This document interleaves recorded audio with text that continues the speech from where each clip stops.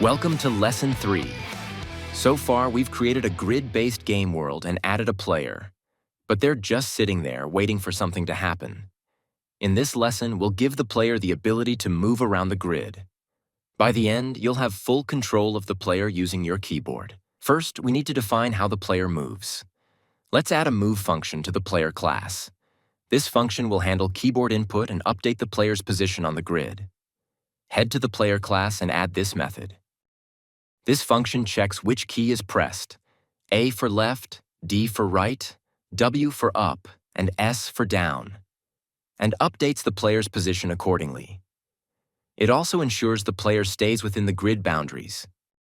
Next, we'll connect the move function to the game loop so we can actually control the player. Go to the game.run method and add this code right after the event handling section. This captures the current state of the keyboard and sends it to the player's move function, allowing the player's position to update in real time as you press the keys. As the player moves, we want to track the cells they've visited and mark them as explored. Remember the Mark Explored function we created earlier? Let's use it to update the grid. Add this line after calling the move function in the game loop. This makes the grid feel dynamic as previously unexplored cells turn black when the player steps into them. And there you have it. Your player is now fully mobile, able to move left, right, up, and down while staying within the grid. As they move, the grid changes to reflect their progress.